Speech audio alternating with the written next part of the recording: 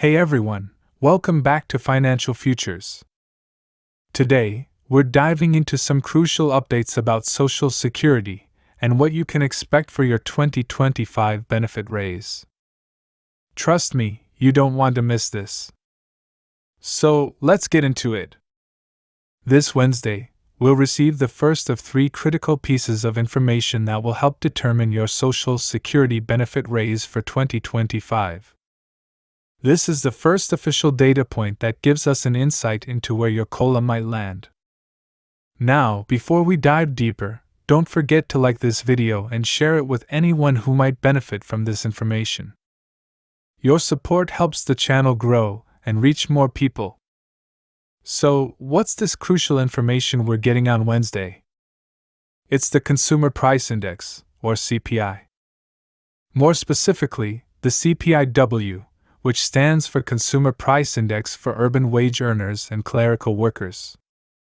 This index plays a big role in determining the COLA or cost of living adjustment for Social Security.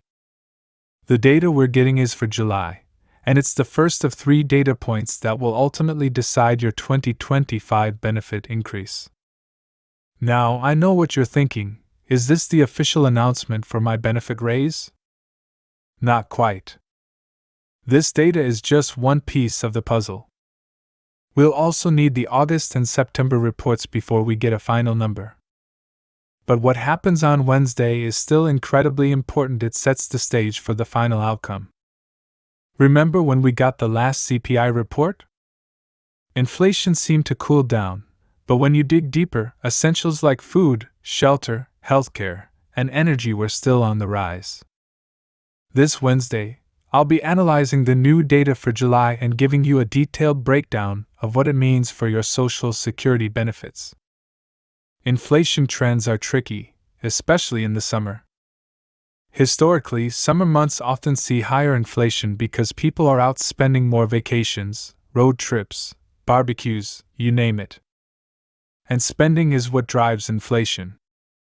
So, it'll be interesting to see if July follows this trend and what that means for your COLA.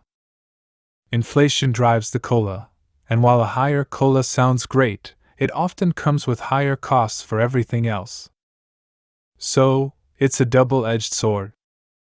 Right now, projections are estimating a COLA of around 2.7%. That might seem low, but it's pretty close to the long-term average for Social Security increases. But remember, this is just an estimate. The actual number could be higher or lower depending on what happens with inflation over the next couple of months.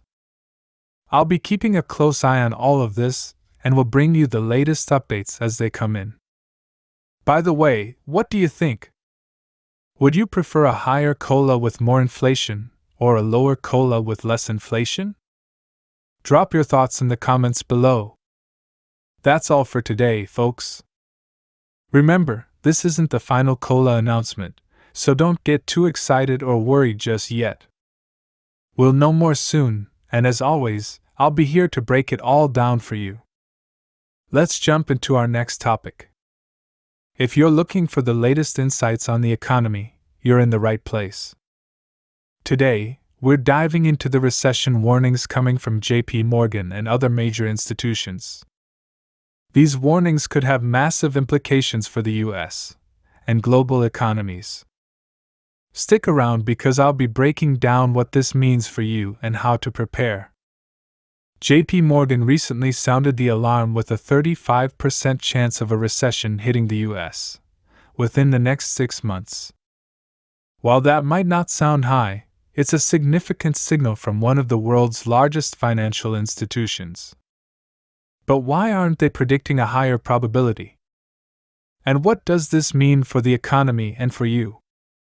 Here's the deal. If a major institution like JPMorgan came out with a prediction of an 85% chance of recession, it could cause widespread panic.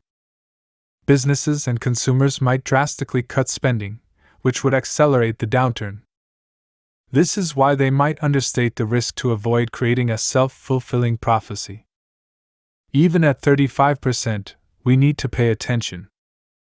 The reality is, even if they're conservative with their estimate, the economic indicators suggest that a recession could be closer than we think. Now, let's talk about the Federal Reserve's role. Over the past year, they've been signaling that the path to lower inflation is going to be rough. Interest rates have been hiked to combat inflation, but this has also slowed economic growth. The tricky part is, while the Fed might have to cut rates in a recession, this isn't necessarily a good sign. Rate cuts often indicate that the economy is weakening faster than expected, which could mean deeper issues down the line. So, is a recession all doom and gloom? Not necessarily. A recession could actually help reset some of the economic imbalances we've been dealing with, like sky-high inflation and interest rates. It could bring prices down and make borrowing more affordable. However, it's a delicate balance. We don't want a prolonged, deep recession, but a short, sharp one might just be what the economy needs to stabilize. So, what can you do to prepare? Here are a few steps to consider.